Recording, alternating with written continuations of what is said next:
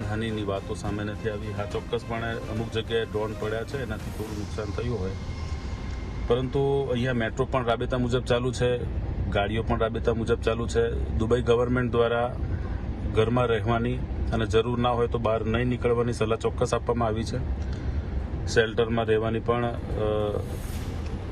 સલાહ આપવામાં આવી છે. પરંતુ હું બતાવું તમને, અત્યારે અમે ગાડીમાં થોડું શોપિંગ કરવા નીકળ્યા છે અને આ અબુહેલ વિસ્તાર છે જ્યાં સવારે એક નાનકડો ડ્રોન ક્રેશ થયો હતો અને એનો બ્લાસ્ટ થયો હતો.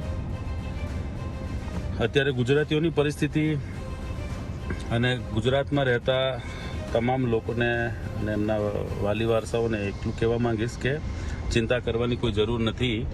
અત્યારે એવી ખરાબ પરિસ્થિતિ નથી કે તાત્કાલિક અહીંયાથી ભાગવું પડે કે આવું કંઈ કરવું પડે, અને આગળ જતાં કદાચ આ પરિસ્થિતિ સુધરી જશે એવી આશાઓ